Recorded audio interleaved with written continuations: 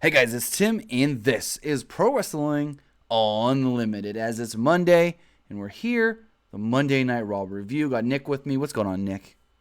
What is going on, folks? Feels like been a while since I've been back in the saddle, back in the studio doing a show. I say studio, it's really just my bedroom. Little do they know that my bed hasn't even been made behind me. There's like a bowl of soup on my bed, a pair of jeans, a pair of Adidas soccer sweat. I'm a mess, dude. It's all good. Mess. But taking a look at the chat here, we've got. Oh, dude, thanks. Lucas says congratulations on 130,000 subscribers. Thanks, man. You didn't see my Sean tweet? Cook, what's going on? No, I don't look at the Twitter. I tagged you in it. Did you? I didn't get notified. I tagged you in the photo. That's weird. I didn't get Oh, notified. never Let me pull mind. It didn't tag you. That's why. All right, I want to take a look at it right now regardless. We've got Kristen McNutton here. We've missed you the last couple days. You notice you haven't been in the live shows. Welcome back. Kevin Nash is here, the real Kevin Nash. JTL Nation, George Brown, Colby Duran. Welcome everyone to the Raw recap and review for October 8th, 2018. A text into the show, 510-906-1341, 510-906-1341. What's going on, Corey Saylor? Let's talk about a pretty good episode of Monday Night Raw. Yeah, I thought it was a better show than normal. I really liked the show, to be honest. I For the most got part. a huge kick out of this show. Oh, I see the tweet now. Yeah. So, let me just... All right, here we go. So, Monday Night Raw kicks off with Triple H and Shawn Michaels coming out. Thanks, Corey, for the $2. He just said hello, everyone. Thank you. Shawn Michaels was not his usual playful self coming down to the ring like normal. Comes down with Triple H, and they're both just looking pissed. Like they're ready to wreck somebody's life. Triple H Yeah, says... they did. They wrecked my life tonight because I had to go on a huge rant about how this match shouldn't be happening. Triple H says that 25 years was a long time to climb a mountain, and he and Shawn Michaels should feel like they're on the top of the world, but an avalanche fell on them in Australia. He wondered if this whole thing was just a lie. The crowd didn't really react to what he said. Then they showed a replay of basically what happened after the match in Australia. Triple H said that the word respect has lost meaning. He explained that the respect that Shawn had for The Undertaker when Shawn would not come back after being asked multiple times over the last however many years to return, wrestle again, fight this guy, come back for this guy. But no, because Shawn had once had respect for The Undertaker for beating him and ending his career. Thank you, Kristen, for the $8. I have a problem. Why do they keep the same wrestlers doing matches for 7 straight weeks instead of using other wrestlers? I'm mad about that. That's a very fair thing to be mad at. That makes total sense. Thank you for the $8, Kristen. You know the thing, though. Well, I mean, we'll get to that at a down point. Let's continue on. No. It kind of ties in. I'll talk about that as soon as we're done with this opening segment recap, because it kind of ties in with all this.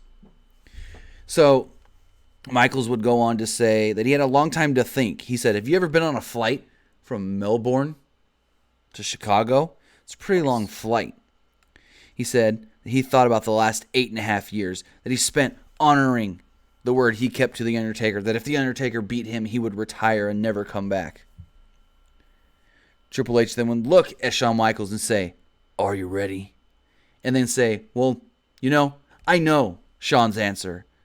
But The Undertaker, Kane, are you ready? Crown Jewel, Saudi Arabia, D-Generation X versus the Brothers of Destruction." Then they rip off their t-shirts to unveil brand new DX shirts, and Triple H out there throwing around that Too Sweet sign more than I've ever seen him throw around that Too Sweet sign. I love Triple H ripping his shirt off to reveal another shirt under. Thank you, Nicholas, for the $10. Thank you, Tim.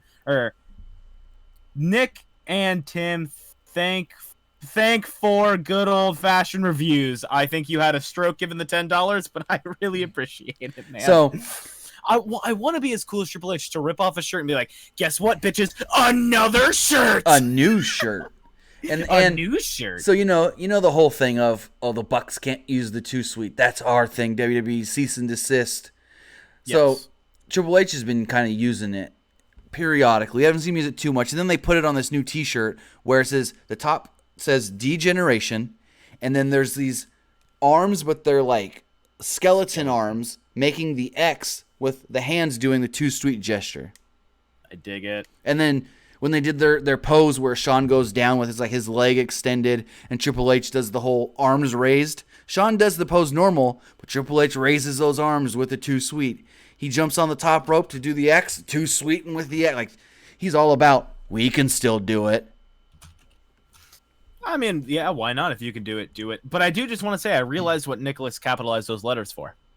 They spell out Nard. I get spell it too. out Nards. So now, the Mad Lad. Thank you. So now back to Kristen's question.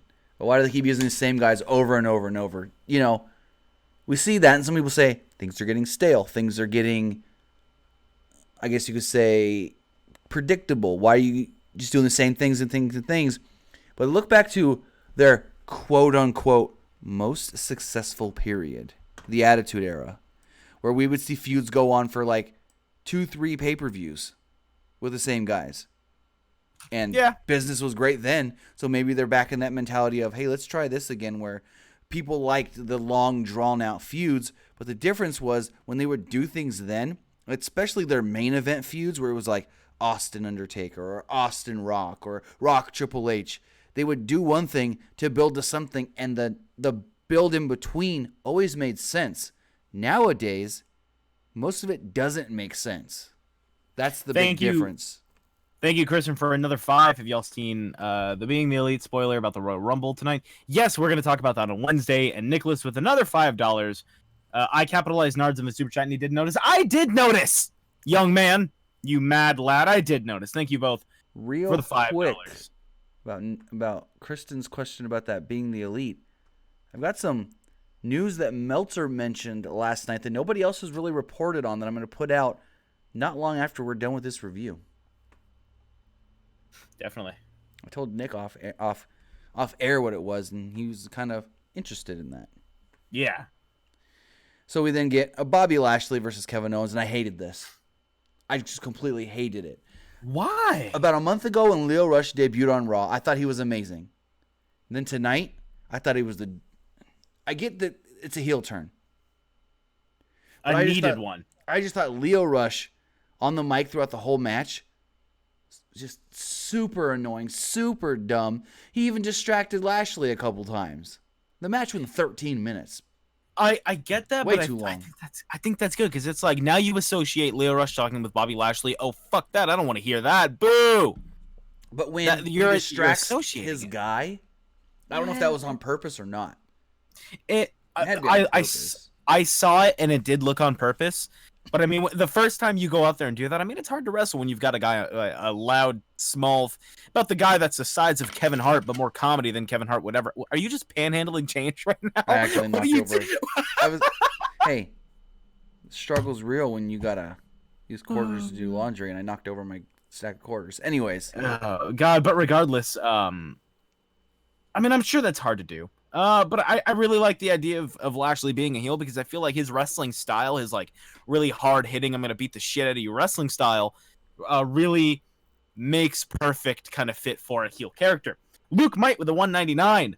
Who do you think will win the World Cup tournament? We're gonna talk about that a little closer to the date once we know everyone that's in we it, have to know the 8 guys in, and so far we only know 2. We'll know 4 after tomorrow.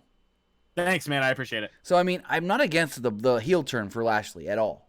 But it was just the match went too long for me. I thought they could have cut it down maybe like 7-8 minutes instead of 13.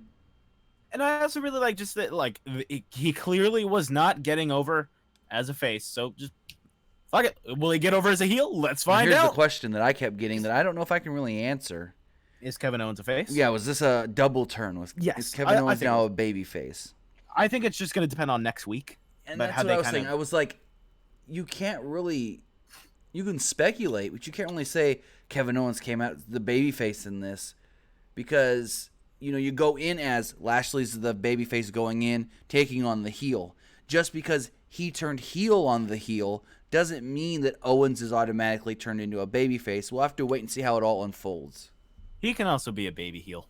Or tween. Basically, the match, like we said, was Lio Rush talking throughout the whole match, motivating Bobby Lashley, but not just talking, but talking on the microphone. So at one point, Kevin Owens did an amazing flip dive to the outside. Crowd went nuts for that. After commercial break, Lashley had Owens in a headlock and looked somewhat confused as the crowd rallied behind Kevin Owens. And that was probably another reason why the people thought Owens may have turned, because the crowd was so behind him. Right. At one point, Owens fought back with a forearm, but Lashley killed him with a pretty wicked spine buster. Lashley really showed his power in this match. Lashley followed up with a delayed vertical suplex, but Owens kicked out at 2. Owens fought out of a full Nelson and hit a super kick and a stunner for a near fall. Lashley then would go on to kick the legs out from under Kevin Owens and would use the Dominator for the victory. Lashley would then go on to attack Kevin Owens after the match. The announcers basically said, he's gotten no respect since coming back. He's finally had enough of the crowd not being behind him and always, just not respecting him. And so now it's time for him to take action and do what he thinks he needs to do to get ahead here in the WWE. And like we said, he attacked Kevin Owens, beat him down at ringside, and he's now a heel. There you go. So then then the announcers, basically Michael Cole, would go on to finally give us some details on the upcoming World Cup tournament at Crown Jewel. Michael Cole would go on to say that it will be an 8-man tournament, but before Crown Jewel, we will have qualifying matches where the 8 men will qualify, and then I guess the whole 8-man tournament will take place at Crown Jewel, which is basically a King of the Ring tournament. Yeah, basically. But at King of the Ring, they used to do the final 4 would be at the pay-per-view, but this, I guess, is the final 8 at the pay-per-view. That's fine. So with that, they would say one man has already locked his way into the World Cup on his accolades, and that man is a 16-time World Heavyweight Champion, John Cena. I mean, that makes sense to me. Huh? Makes sense to me. Why not? I guess. He's literally loved all over the world. You knew he was going to be in it. He's not loved all over the world. Oh, are you fucking me? Yes, he is. How many people chant, John Cena sucks? How many people are doing that because they really think Cena sucks? Exactly. No one's doing it because Cena sucks. They're doing it because that's the meme. Cena plays up with it. People love John Cena. They shouldn't have said John Cena's in the World Cup. They should have said JBL, because he looked like JBL with his new haircut. Oh, goodness gracious. Stephen Florence says, I asked for King of the Ring back. I guess they heard you. Yeah. So Caleb Braxton interviewed. Oh, also, before we go further, they did kind of tease some guys that are at least going to be trying to qualify for the World Cup, as they were like, ever since the World Cup was announced, superstars have been tweeting all about this, and they showed tweets from The Big Show, who will have a match against Randy Orton tomorrow on SmackDown to qualify. They showed tweets from Jinder Mahal. They also showed tweets from Finn Balor. So I guess those guys may not make it to Crown Jewel, but they're going to most likely get qualifying matches, which I can really see them doing a qualifying match between Jinder and Finn, since they've been kind of like doing the Jinder, Finn, Bayley, Alicia Fox stuff over the last couple of weeks. Right. So Caleb Braxton interviewed Finn Balor and Bayley. They said that they were like peanut butter and jelly, or Batman and Robin. Balor asked which one was Batman and which one was Robin. And Bayley said, they're both Batman, which didn't really make sense. You know what she should have said? What? I'm Batman. What? I'm Batman. I'm Batman. I did it in the Batman voice. Yeah, which you kind of went, I'm like, what the heck was that? Yeah, I don't use a pop filter on my microphone. Anyways. Pop filters are for... Lio Rush and Bobby Lashley were then showed backstage bragging about what they did to Kevin Owens. Rush called Lashley too sweet, which Balor didn't appreciate. Elias was then introduced to a pretty good reaction here in Chicago. Real quick, Y2 Jericho with a 199. Love the turn. Leo felt like Jimmy Hart back then. That's a really, really good... That's a good reference. That's a good comparison. I didn't even think about it like that, Jericho. That's really cool. Thanks for the 199, bro, and thank you for that wonderful insight. Because instead of, Lio Rush's whole thing is, my man. But it's the same thing Jimmy Hart would always be like, we got Hulk Hogan here, baby. Instead of, he said baby all the time. Now Lio Rush's thing is my man. And they're both kind of, annoying. Makes sense. I like that analogy. So Elias was introduced to a pretty good reaction from the crowd here in Chicago. He said when people spoke about legends, they were really speaking about him. Elias said that he wrote a song to explain his loss in Australia. He said that he was distracted by John Cena's hair and all the Australian accents. He didn't think... Huh? That's understandable. He said he didn't think it could get any worse. Then he wound up in Chicago.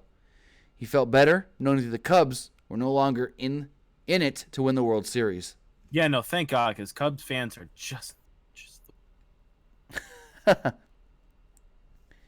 fans. He then stopped playing for a second while the crowd booed his Cubs reference. He was about to continue playing when Ronda Rousey would interrupt him. Rousey would come down to the ring, and Elias just disappeared as they go to commercial. So then in a 10.5-minute match, we get a rematch from Super Showdown. Ronda and the Bellas taking on the Riot Squad. Match started off with a huge stare down between Liv Morgan and Brie Bella, and Michael Cole did reference that Brie Bella kind of hurt Liv Morgan, and Liv Morgan's going to want some retribution. Yeah, he said that at Super Showdown as well. Yeah. Morgan, so they're not afraid to bring it up for story. But I don't think they're going to say that Brie knocked her out and gave her a concussion. I don't think they're going to go that far. Well, yeah, they said that at They said Super concussion? Showdown. Yeah, they said that she was concussed. Oh, I didn't hear that. Yep. So Morgan slapped Brie. Then Brie kicked Morgan in the knee. Brie went for a yes kick, but Morgan ducked. So glad. They then brawled to the outside until it was broken up by their partners. After a commercial break, Ruby Riott gave Brie an STO on the outside, and the heels took over. Brie came back with a missile dropkick and made the hot tag to Rousey. Riott got a near fall with a small package, but Rousey came back with strikes and the spinning Samoan drop. The Bellas stopped Logan and Morgan from interfering. Then Rousey put Riott in an armbar for the submission victory, and I thought Riott looked really good against Ronda. Oh, yeah. Ruby Riott's a really, really good wrestler. Like, Ronda's looked okay in previous matches. Like, you'll see her, like, throw in Alexa or throw Alicia Fox, especially in the Alicia Fox matches where you're like, ooh, that looked like she could have hurt her. But when, like, she, like, would do the judo throws to Ruby was just fluid and smooth. Because I think she's honestly taking them as just, like, she's taking them as if they're stiff. Like, the way I noticed that the way her body moved and the way she would land, she's like, she's trying to make this look like it legitimately hurts without going like Shawn Michaels, Hulk Hogan, 2002. Because there was, there's been the ones where she would throw Alexa or throw Alicia Fox or throw Mickie James, and it would just look brutal. And then there was one tonight where, like, she threw Ruby, and Ruby kind of, like, rolled through with it, and then kind of, like, ended up in the corner. And then she, like, sold it as, like, ooh, I'm a little loopy now. But it wasn't like when she did it one time to Alicia Fox and she, like, just whipped Alicia down and just looked like Alicia just, I don't know. But this one, Ruby's somebody that, people don't give enough credit to. Very, very solid, very reliable, very fun, too. And so, she likes punk rock. After the match, they were all celebrating the Bellas with Nikki Bella, or with Ronda Rousey. Yeah, the Bellas with Nikki Bella. There was a third one, little do we know. And then all of a sudden, out of nowhere, the Bellas attack Ronda. Put the boots to her. The crowd starts booing very loudly. Rousey tossed Brie outside and stared down Nikki. Nikki tried to attack Rousey, but Rousey fought her off. Rousey went after Nikki on the outside, and then Brie pushed her from behind. Referees came down to try and break it up, and the Bellas turned full on heel, pushing the referees and continuing to attack Rousey. They would push Rousey into the ring post. They would shove her into the steel steps, throw her into the barricade. The Bellas would then drag Rousey in the ring so they can pose over her body. Crowd started chanting, "You suck," as the Bellas walked off. Wasn't smooth, but got the heat they wanted. I've got two things about this. Colby Durant says Nikki should have told Ronda, I wish you died in the womb. God, that was fucked up when they did that. Remember? Yeah. Oof. Okay, so there's two things that make me really on the fence about this. Number one, I need to find out the reasoning. So I need to find out why this happened. Second of all, it doesn't really make sense to have one person have Brie be a heel when over on the other brand, her husband's a face. Well, they'll keep them apart. Yeah, they'll keep them apart, but, like, Doesn't that seem kind of bass backwards a little bit? I totally get your reasoning there, but they're gonna do it as far as they're not gonna bring it up on SmackDown, other than maybe when they say, hey, Ronda Rousey versus Nikki Bella at Evolution, really quickly. They're not gonna have Brian cutting a promo like, oh, I'm so disappointed in my wife and my sister-in-law. I think they're just gonna completely ignore it on SmackDown. Or at least, I mean, I guess Daniel Bryan. it could bring a little bit more legitimacy if you do have Brian say, like, I don't know what got into her. I don't understand. Like, this isn't the Brie that I married. And you can have something like that to make it seem like, oh, this is like a legitimate like heel turn. But again, like you said, I don't think they bring it up. That is not the message or the what's it called? The You can do it. You can do it. What's the word? I thought about this earlier and I should have tweeted it out. You can do it. I believe in you. It's basically like that's not the message that we want to send to our daughter. Birdie does not need to think that when somebody treats you as a friend, you can just stab them in the back because you want something for yourself. I dig it. You can play that up. Let's continue on with what happened at Monday Night Raw tonight. All right. So we had Finn Balor and Bayley taking on the team of Alicia Fox and Jinder Mahal. We do know that tomorrow in the Mixed Match Challenge, it will be Ember Moon and Braun Strowman taking on Bayley and Finn Balor. Good match. Match was about 7 minutes long. Not much to say other than Balor did win with a coup de grace after Bayley knocked Sunil Singh off the apron, took out Alicia Fox. Crowd liked it. Yeah, I don't know if they liked the match or they just liked Finn and Bayley together. Yeah, probably the latter. Finn and Bayley are a lot of fun. Yeah. They're very energetic. They've been since NXT. The charisma they have bounces off of each other super, super well, and the crowd always loves him and her. Right. So I'm really glad about this. So, side note, Raw tonight can also be called Monday Night Raw Rematch because this was a rematch from the Mixed Match Challenge. We had 2 rematches from the Australia show, and the Lashley Owens match was a rematch from last week's Raw. It happens. So go to the locker room. Again, it's a 3-hour show, man. Go to the locker room. Dolph Ziggler tried to hype up Drew McIntyre and Braun Strowman. McIntyre cut him off because he was sick of Ziggler acting like he was in charge and reminded him who took the loss at Super Showdown. McIntyre told him to start pulling his own weight. They all started arguing, but Strowman told them to stop bickering. He told them that they're there to make sure that he wins the Universal title eventually, which would be good for all of them. Strowman said that they would put down the Shield for good tonight. Heath Slater then caught up with Baron Corbin, stating that he wanted to be in the big battle royal later tonight to earn a shot in the World Cup. He said that he wants to represent West Virginia in the World Cup. Corbin said, "No, you're just not any good." Country road, take me home. Hey, now that's a good song. That would have been great. I would have liked it a lot. So then they say that DX versus the Brothers of Destruction is official for Crown Jewel on November 2nd. So that's terrible. I'm not going to get into it now. Because it's going to be a very special video that I'm going to be doing. Okay. Mostly because I finally have the motivation to do it because I'm angry.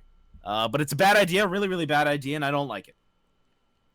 So we go down to the ring for what is supposed to be a battle royal for a spot in the World Cup. 9 guys that look like they came out of WWE 2K19 career mode. They look like the X Division from 2010. Oh, Lord.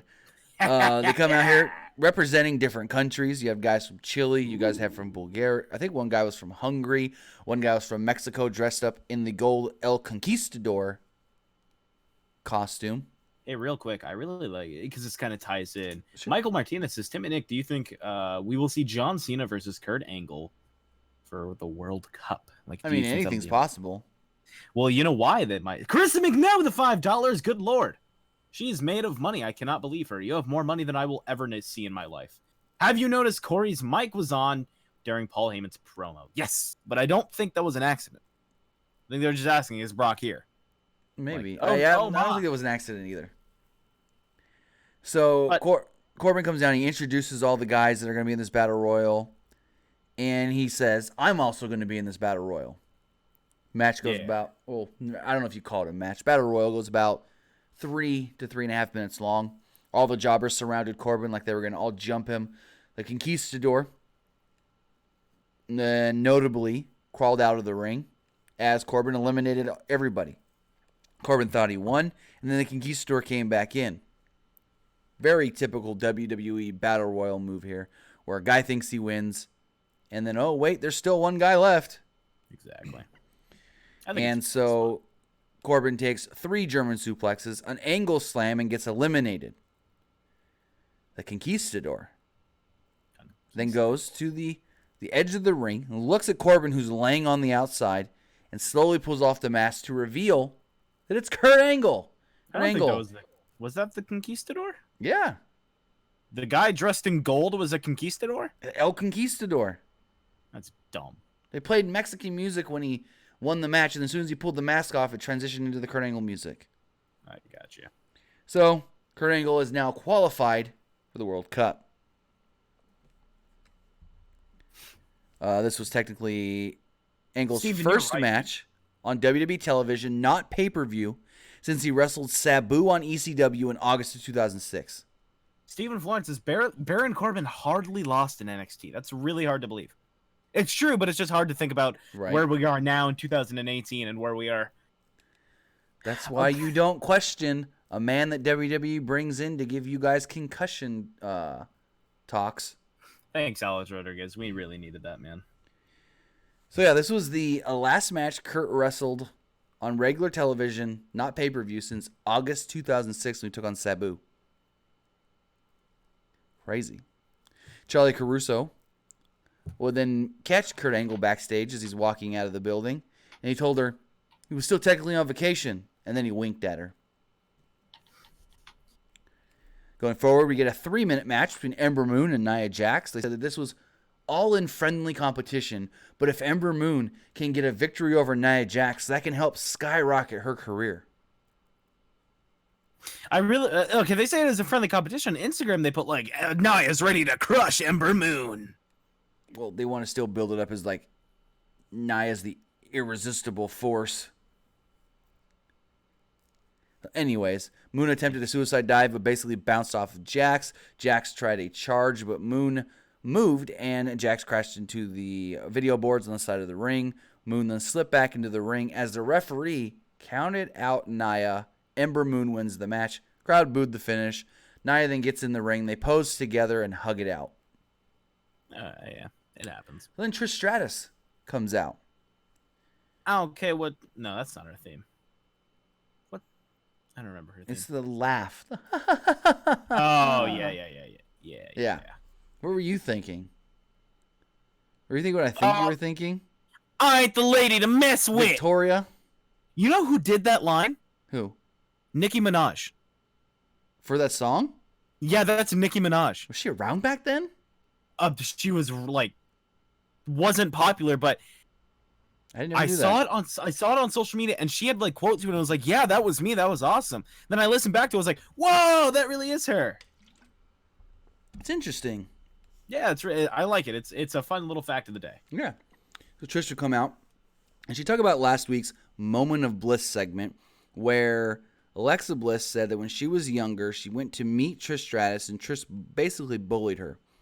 But if you do the math, it could have never happened. She said it was like 1990-something, and that she was 12 years old when this happened. Again, you're questioning the logic of a wrestling company that also at one point had a fucking man almost get breast implants. Yeah, anyways. You're questioning the logic of a psychopath. So Trish was like, yeah, that's total BS. And before she can tell her side of the story, she was interrupted by Alexa Bliss and Mickie James. Bliss said that nobody cared to hear Trish tonight, especially these dullards in the crowd. Dullards. Stratus would go on to think that they're funny for calling the crowd dullards, and that Alexa came up a little short in the math department when telling her story last week. So there you go. My reasoning was justified. Anyways, yeah. Stratus to them would go on to go, and Alexa, we know you come up short other places too, and then she would wink at her, and then Alexa would go, ha ha ha, short joke. Not like I haven't heard them my whole life. I was gonna say, what is she making a small penis joke? I didn't get, Alexa, yeah, that's kind of like how it came off to me, and I was like, wait, huh? That's like when Big Cass told Rollins, and contrary to what they say, Seth, size does matter after the wiener pictures were released. God, remember when that shit happened? The Bliss started ranting. Yeah, I do remember that. Now she's dating Sonya Deville. Yep. So Bliss started ranting, and the crowd started chanting, boring. Bliss revealed that Stratus actually sucks, and if she was around during her time, that Stratus would be living in her shadow. Stratus then challenged her to a match right now. But Bliss and James said, no. That ain't going to happen. They then suggested, how about we challenge you to a tag team match at Evolution? You can get a tag team partner and take on the two of us. Kind of like Mickey forgetting she had a match. Yeah. And without even hesitating, she announced that, okay, I got a partner. How about my bestie? And Lita would come out. Now, Mickie James was supposed to face Lita, and that was officially announced. So they've just merged the two matches. Why is unknown. Kind of weird. Okay, so I really like what Kristen says here. She says Alexa and Mickie versus Lita and Trish for the women's tag championships. And honestly, here's the thing. If they were to go that way, I think that would make the most sense. Because Alexa and Mickie would have to win. And because they... Why? No. No. Why no? It's too They're predictable. They were the only team that could make sense. Tell me another a women's tag team that would make sense to hold those titles. Sasha and Bayley. No. Why not? Because Alexa and Mickie haven't feuded in so fucking long. Sasha and Bayley, they bounced back and forth for like 6 straight months. Yeah, and they just built them back as best friends again. Yes, and right. But there was enough time in between. With Sasha and Bayley, it was like 1 week they're BFFs, the next week they fucking hate each other. 1 week they're BFFs, the next week they hate each other. Squad. It doesn't make sense. Maybe the Riot Squad. I don't know. Mandy Rose and Sonya Deville. The Iconics. Well, okay, exactly. You said they're the only team. They're not the only team. But to me, if they were to make... I'm saying if they were to make this match for that title, like this match, it makes sense for it to be this match. Or... You know what I mean? Or, because Trish has done this before, Trish and Lita do win. Then come on Raw and say, we won, but we know we're not going to be around full time. We can't be around full time. Here you go. Have the titles back. Crown real champions. Because Trish did do that. She won the title in her very last match, and then the title was vacated. They then did a tournament to crown the new champion, where Mickie James would go on to defeat Lita in her final match, becoming women's champion. I can see them doing something stupid like, hey, we won. Oh, you guys want a rematch? All right. And then they cheat to win in the rematch. The next night on Raw? Like I don't think they would just give them up again. Like, I don't like that idea, honestly. Anyways. I don't like the idea of just forfeiting titles half the time. Segment ends with Alexa Bliss and Mickie James backing away as Lita and Trish are in the ring taunting them. I don't care what none of y'all We then see a Shield video package. Old school Shield type video package with Roman Reigns, Seth Rollins, and Dean Ambrose. Ambrose said that they were the bad guys. Reigns said that it doesn't matter where they fight, whether it was Melbourne or Chicago. And Rollins said that they were the one true consistent. Then get a 4-minute tag team match. Bobby Roode and Chad Gable taking on the Ascension. This is the 6th straight week that these four have been involved in some sort of a match, whether singles or tag. Connor cut a promo before the match. A light CM Punk chant started. Didn't really last too long, though. Chant started again during the match, and then people just drowned it out with booze. Yeah, basically. They did the same finish they did about a month ago, where Roode was getting ready to win the match, have a nice little comeback in the match, and then Gable blindly tags himself in, hits the Chaos Theory suplex, rolls up Victor. 1, 2, 3. There you go. Victory for Bobby Roode and Chad Gable. But Roode was a little upset that he was blindly tagged out. AOP would then run down and beat them down before Drake Maverick was shown looking on. Dig it. We then learned that at Evolution, Ronda Rousey will defend the Women's Championship, the Raw Women's Championship, against Nikki Bella. Now here's my question. Nikki and Brie evenly attacked Rousey. Right. So why does Nikki get the match and not Brie? Who cares? I guess it doesn't matter. Who gives a shit? They then also once again announced DX versus Brothers of Destruction and showed a DX video package where we knew this was going to happen. They were going to talk about this a bunch because Michael Cole said it right after that opening segment. we'll revisit this DX and Brothers of Destruction stuff all throughout the show tonight. We shouldn't. So they also plugged that at Crown Jewel, the WWE title will be on the line as AJ Styles defends against Daniel Bryan, and the Universal title will be on the line as Roman Reigns defends against both Brock Lesnar and Braun Strowman. That's a thing. This then led Paul Heyman to coming out. Heyman said that he was here to see a fight, but found it ironic that Reigns and Strowman beat each other up just 72 hours ago. Then they had to fly 20 hours to Chicago just to do it all again. All to put smiles on the faces of the WWE Universe. Meanwhile, in Suplex City, Brock Lesnar was not watching Raw, but sleeping in his bed so he can wake up in the morning and run a mile to his own gym where he can train to become a dual WWE and UFC champion. Heyman went out on Raw, went out about how Reigns and Strowman can beat up each other, but they'll never have each other's backs. No one will have their backs when it comes to Brock Lesnar taking the title in Crown Jewel. Heyman ranted. You can, like Kristen said, kind of randomly hear Corey Graves on the mic saying, "Is Lesnar here tonight? Is Lesnar here?" He's heard it a couple times. But I don't think it was an accident. And then Cole reminded him that Heyman just said he was at home. Exactly. After the break. Oh, no. Yeah. So after a break, we get a Braun Strowman, Dolph Ziggler, and Drew McIntyre taking on the Shield in a 22-minute match. Shield ran wild early, which led to Rollins and Ambrose hitting suicide dives. Cole then said brothers to the bone instead of bad to the bone. Strowman grabbed them, and then Reigns did a dive of his own on top of all of them as they go to commercial. After the break, Strowman was in control, and the crowd chanted, "We want Ambrose." Rollins gave McIntyre an enziguri before he could get the hot tag. Strowman attacked Reigns and Ambrose, launching them into the barricade. Strowman yelled at his teammates to get their crap together. Strowman grabbed Ziggler, so McIntyre stepped in and got in Strowman's face. Rollins bumped McIntyre into Strowman and used a schoolboy for a 2 count. Ambrose made the hot tag and immediately did a suicide dive to the outside on top of McIntyre and Strowman. Ambrose gave McIntyre a clothesline, swinging neckbreaker, 2 count. McIntyre came back with a spine buster, but Reigns broke up the cover. Ziggler superkicked Reigns and was about to superkick Rollins, but Ambrose saved him. Then Rollins suplexed him and Ziggler out of the ring. Ambrose and McIntyre would collide in the ring with clotheslines. Strowman pushed Reigns into the post. Ambrose gave Strowman's a DDT on the outside, and Reigns followed it up with a spear. Real quick.